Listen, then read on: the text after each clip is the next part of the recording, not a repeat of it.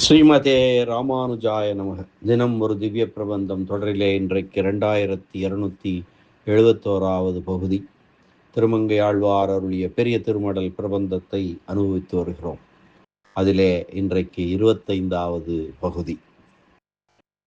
முன்பகுதிகளிலே சொல்லப்பட்டவற்றுக்கும் மேலே எம்பெருமானுடைய பெருமைக்கு மாறான தாழ்ந்த செயல்களை செய்யும் நீர்மை இனி பேசப்படுகிறது. அமுதம் கடைந்த காலத்தில் வீழ்ச்செருக்கு கொண்ட தேவர்களுக்கு உதவிய போது தன் மேன்மை குன்றாமல் என்றோ உதவினான்.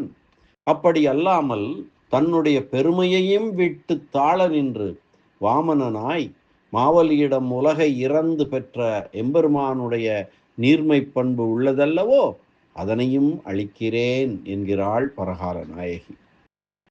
வாமனனாய் உலக அளந்தமை மற்றன்றியும் தன்னுருவமாறும் அறியாமல் தான் அங்கு ஓர் மன்னும் குரல் வடிவில் மானியாய் மாவலிதன் பொன்னியலும் வேள்விக்கண் புக்கிருந்து போர்வேந்தர் மன்னை மனம் கொள்ள வஞ்சித்து நெஞ்சுருக்கி என்னுடைய பாதத்தால் யான் அளப்ப மூவடிமண் மன்னா தருக என்று வாய் திறப்ப மற்ற அவனும் என்னால் தரப்பட்டது எனலுமே அத்துணைக்கண் மின்னார் மணிமுடி போய் விண்டடவ மேலெடுத்த பொன்னார் கணை களல் கால் ஏழுலகும் போய்க்கடந்து அங்கு ஒன்னா அசுரர் துளங்க செல நீட்டி மன்னிவ்வகலிடத்தை மாவலியை வஞ்சித்து தன்னுலகம் ஆக்குவித்த தாளானை.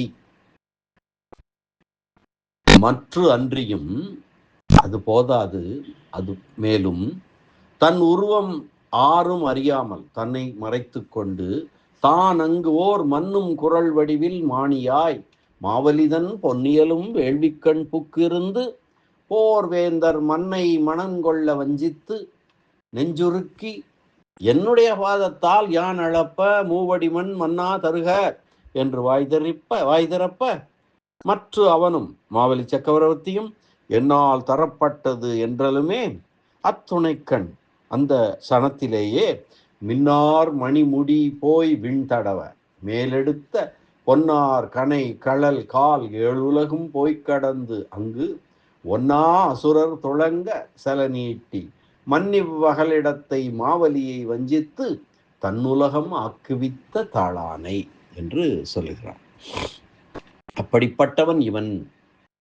வாமனனாய் சென்று மகாபலி சக்கரவர்த்தியிடம் இறந்து பிச்சை எடுத்து பூமியை வாங்கி 3 அடி மண் வாங்கி 3 அடியிலே அனைத்துலகங்களையும் 2 அடியால் அளந்து கொண்டவன். அப்படிப்பட்ட தாளை உடையவன்.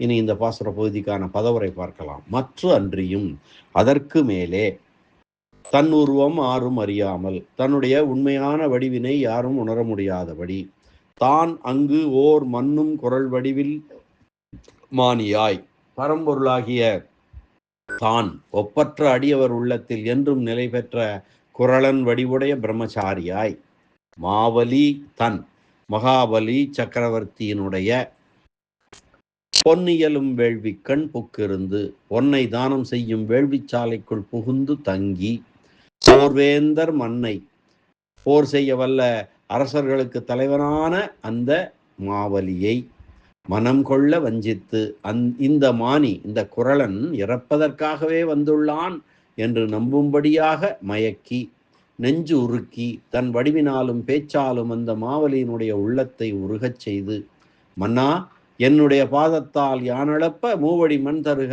என்று வாய் திறப்ப அரசே என்னுடைய காலடியால் யானே அளந்து கொள்ளும்படி மூவடி நிலத்தை எனக்கு தானம் கொடு என்று வாய் திறந்து கேட்கவே மற்ற அவனும் என்னால் தரப்பட்டது என்றலுமே அது கேட்ட மாவலியும் நீ விரும்பியபடியே என்னால் 3 அடி மண் வழங்கப்பட்டது என்று சொல்லவே அத்துணைக்கண் அந்த அளவிலேயே அந்த சணத்திலேயே மின்னார் மணிமுடி போய் விண்தடவ விளங்குகின்ற மணிமகுடம் உயர்ந்து போய் வானத்தை அளாவும்படியாக மேலே உயர்த்தின பொன்னார் கனை களல் கால் பொன்னாலாகிய ஒலிக்கின்ற வீரக்கடல் அணிந்த திருவடி 7 உலகும் போய் கடந்து மேல் 7 உலகங்களையும் தாண்டி சென்று அங்கு ஒன்னா அசுரர் துளங்க அந்த வேள்விச்சாலையில் இருந்த நமுசி முதலிய பகை அரசர்கள் நடுங்கும்படியாக செல நீட்டி மேலே நடுகப் பரவச் செய்து மாவலியை வஞ்சித்து, இப்படி மாவலி மன்னனை மயக்கி வஞ்சம் செய்து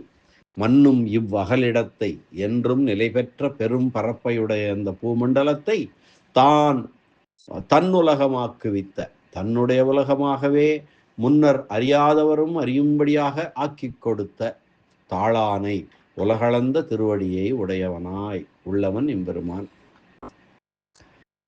இதற்குரிய இந்த பாசுரத்தினுடைய பகுதிக்குரிய திரண்ட பொருள் பார்க்கலாம். வாமனனாய் உலகளந்த செய்தி சொல்லப்படுகிறது. அதற்கு மேல் பெருமான் செய்தது என்ன? தன்னுடைய உருவத்தை பெரிய பெரிய பிராட்டியாரும் அறியாதவாறு அந்த நிலையில் ஒரு வாமன வடிவில் பிரம்மச்சாரியாய் புகுந்தான் மாவலி செய்த வேள்விச்சாலையிலே. அந்த மகாபலி சக்கரவர்த்தியினுடைய வேள்வி எல்லோரும் விரும்பும்படி நடந்தது. பெருமான் வாமனனாக அங்கு அமர்ந்தான்.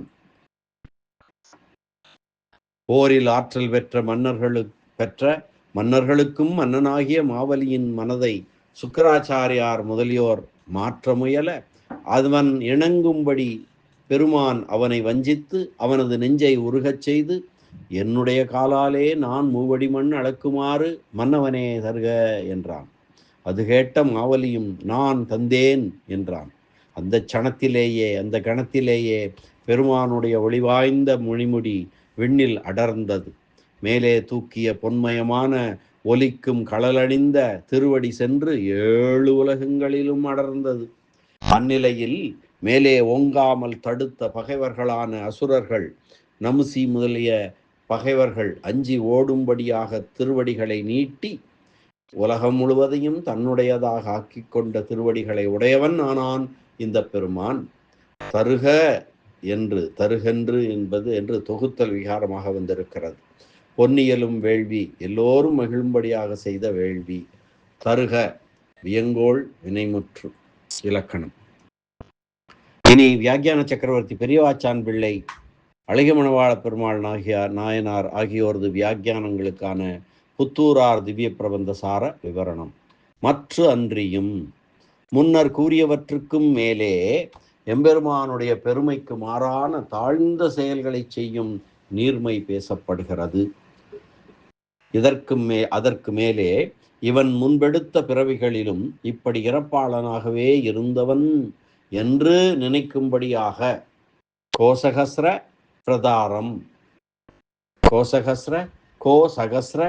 பிரதாகாதாரம் 1000 பசுக்களை வழங்கினான் என்னும்படியான தன்னுடைய வள்ளல் தன்மை ஒருவருக்கும் புலப்படாதபடி இறப்பாளன் போலவே, ஒரு பிச்சைக்காரன் போலவே விளங்கினான் எம்பெருமான்.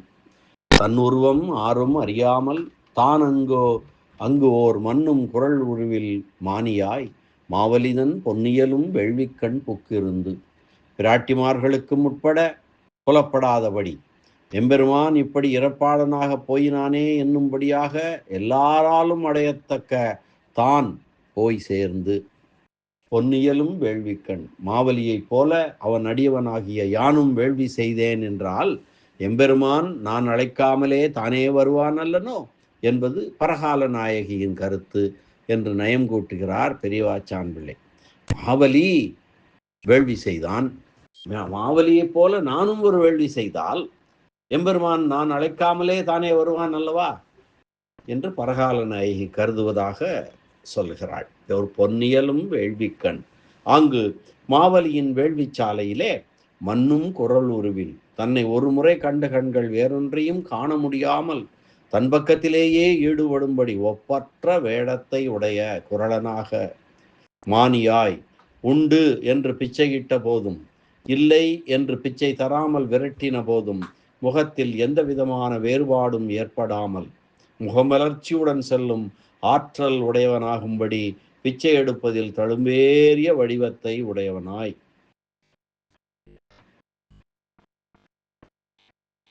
பொன்னியலும் வேள்விக்கண் மடலெடுத்து எம்பெருமானை பிறையிருக்கும் என்னைப் போல் அல்லாமல் வேள்வி பயனாகிய எம்பெருமானையே வரவழைக்கும் வேள்வியிலே பொன்னியலும் வேள்விக்கண் அல்லது வேண்டியவர்கள் வேண்டியதையெல்லாம் மாவலி கொடையாக வழங்குதலாலே சிறப்பான வேள்வி என்றும் பொருள் கொள்ளலாம்.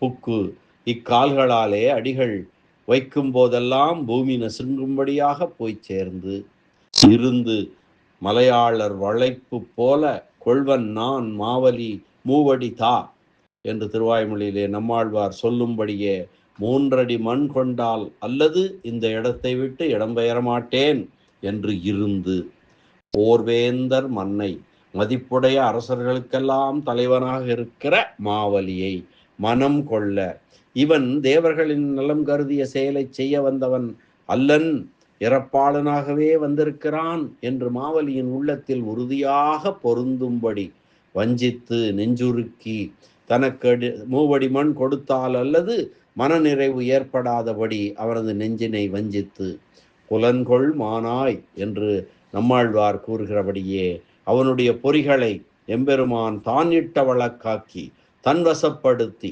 சுக்கராச்சாரியார் முதலியோர் வந்து விளக்கினாலும் அவர்களது சொற்களை மாவலி காதில் வாங்க முடியாத வகையில் அவன் நெஞ்சினை தன் பக்கம் ஈர்த்து உருக்கி அவனை தன் அழகினால் வஞ்சித்து முன்பு அவன் சொல்லிய சம்மதத்தை கொடுப்பதற்கு ஒன்றும் பின்பு தான் சொல்லுவது வேறொன்றுமாயிருப்பதனை சொல்லியபடி என்னுடைய பாதத்தால் யானளப்ப மூவடி மண் மன்னா தருக என்று வாய் திறப்ப மற்ற அவனும் என்னால் தரப்பட்டது என்றலுமே. மாவலி என்னுடைய காலாலே 3 அடி மண் தா என்றான். என்ன, உன்னுடைய சிறுகாலாலே 3 அடி மண் போதுமோ என்று மகாபலி கேட்க வாமனன் அரசே என அழைத்தான். மாவலி அவன் பக்கம் திரும்பி பார்த்து என்ன வேண்டும் என்று கேட்டான். வாமனன் 3 அடி என்றான். 3 அடி என்றால் என்ன என்றான். வாமனன் 3 அடி மண் என்றான். மாவலி யார் காலாலே என்று வினவினான். வாமனன் என் காலாலே என்றான். மாவலி உன் கால்கள் சிறியனவாக உள்ளனவே, பெரிய கால்களை உடைய ஒருவர் காலாலே அளக்கப்பட்ட 3 அடி மண் தருகிறேனே என்றான். நான் விரும்புகின்றதை அல்லவா நீ செய்ய வேண்டும் என்றான் குறளன். மாவலி பேசாமல் இருந்தான். வாமனன் இப்பொழுதே என் காலால் 3 அடி மண் தாராய் என்றான். மற்ற அவனும் என்னால் தரப்பட்டது என்றலுமே. வாமனன் பேசின அழகிலே ஈடுபட்டு உலையில் இட்டு மாற்றின பொன் போலே மற்றொரு மனிதனாகவே மாறிவிட்டான் மாவலி. ஆதலால் அவன் மற்ற அவனும் எனப்படுகிறான். மற்ற அவனும் என்னால் தரப்பட்டது என்றலுமே. தத்தம் அஸ்ய என்று சக்கரவர்த்தி திருமகன் கூறியது போல நீ விரும்பிய 3 அடி மண் என்னால் தரப்பட்டது என்றான் மாவலி. அத்துணைக்கண் அசுர இயல்பினனான அவன் மனம் மாதிரி 2ஆம் வார்த்தை சொல்லுவதற்கு முன்னரே அப்பொழுதே அந்த கணத்திலேயே மகாபலி சக்கரவர்த்தி அசுர இயல்பினன் அல்லவா, அவன் மனம் மாறி ஒருவேளை இல்லை என்று சொல்லிவிடுவானோ, மனம் மாறி 2ஆம் வார்த்தை சொல்லுவதற்கு முன்னரே அப்பொழுதே அந்த சணத்திலேயே அத்துணைக்கண் மின்னார் மணிமுடி போய் விண்தடவ இவன் வாமனனாய் நின்றான். இவனுடைய திருமடி வளர்ந்து மேலுலகங்கள் எல்லாம் சென்று பரவியது. மேலெடுத்த சூழ்கலர்கால் அளக்க எடுத்த திருவடிகள் திருமுடியோடு மாறுபட்டு அதனை விட மிகுதியாக வேகமாக வளர்ந்தன. முடி பாதமெள என்று நம்மாழ்வாரும் அஷ்டதிஷ்ட தசாங்குலம் எல்லையற்ற யோஜனைகளை கடந்தான் என்றும் சொல்லப்படும் அல்லவோ. பொன்னார் கனைகளல் கால் 7 உலகும் போய் கடந்து பொன் போல எல்லோரும் விரும்புவதாய் அடியவர்களை காப்பதற்கு வேறொன்றும் தேவையில்லை என்று கூறும்படியாக ஒலிக்கும் வீரக்கழலை அணிந்துள்ள திருவடி, நல்ல ஒலியை உடைய வீரக்கழலை உடைய சிறந்த திருவடிகள் மேலுள்ள 7 உலகங்களையும் கடந்து போய்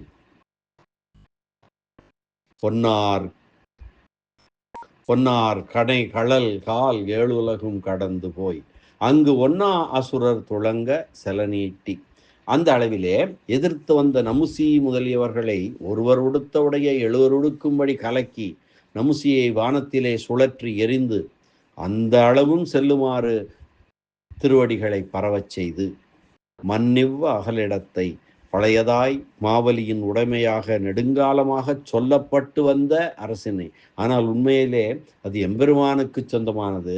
அதை இந்திரன் அனுபவித்து வந்தான். இந்திரனிடமிருந்து மாவலி சக்கரவர்த்தி பறித்து கொண்டான். ஆனாலும் நெடுங்காலமாக சொல்லப்பட்டு வந்த அந்த அகலிடத்தை மாவலியை வஞ்சித்து சிறுகாலை காட்டி மூவடி மண் தர வேண்டும் என்று இறந்து பிறகு வேறு பெரிய அடியாலை அளந்த வஞ்சனையை சொல்லுகிறது.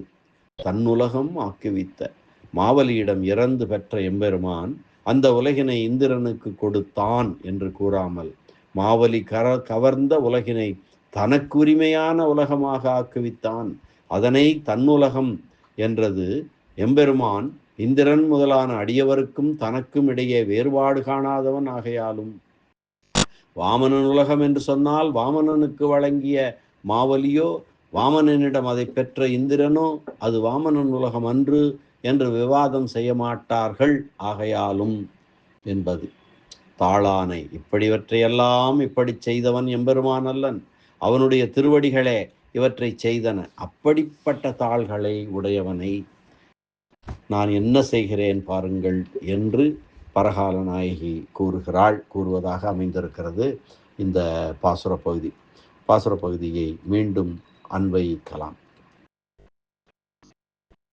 பற்று அன்றியும் தன்னுருவம் மாறும் அறியாமல் தான் அங்கு ஓர் மண்ணும் குரல் வடிவில் மாவனியாய் மாவலிதன் பொன்னியலும் வேள்விக்கண் புகுந்து புக்கிருந்து போர்வேந்தர் மன்னை மனம் கொள்ள வஞ்சித்து நெஞ்சுருக்கி என்னுடைய பாதத்தால் யான் அளப்ப மூவடிமன் மன்னா தருக என்று வாய் திறப்ப மற்ற அவனும் என்னால் தரப்பட்டது என்றலுமே அத்துணைக்கண் மின்னார் மணிமுடி போய் விண்தடவ மேலெடுத்த பொன்னார் கனைக்கடல்கால் ஏழுலகும் போய்க் கடந்து அங்கு ஒன்னா அசுரர் துளங்க செல நீட்டி மண்ணிவ் வகலிடத்தை மாவலியை வஞ்சித்து தன்னுலகம் ஆக்குவித்த தாளானை.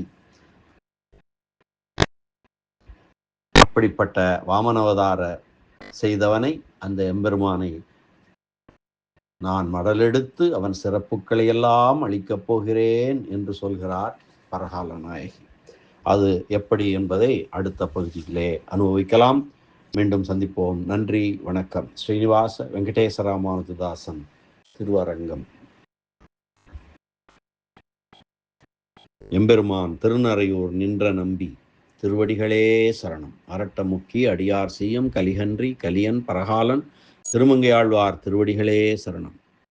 வியாக்கியான சக்கரவர்த்தி பரமகாருணிகர் ராமாயண பெருக்கர் அபயப்பிரதராசர் பெரியவாச்சான் பிள்ளை திருவடிகளே சரணம். ஆச்சாரியர் அழகிய மணவாள பெருமாள் நாயனார் திருவடிகளே சரணம். ஆழ்வார் எம்பெருமானார் ஜீயர் திருவடிகளே சரணம்.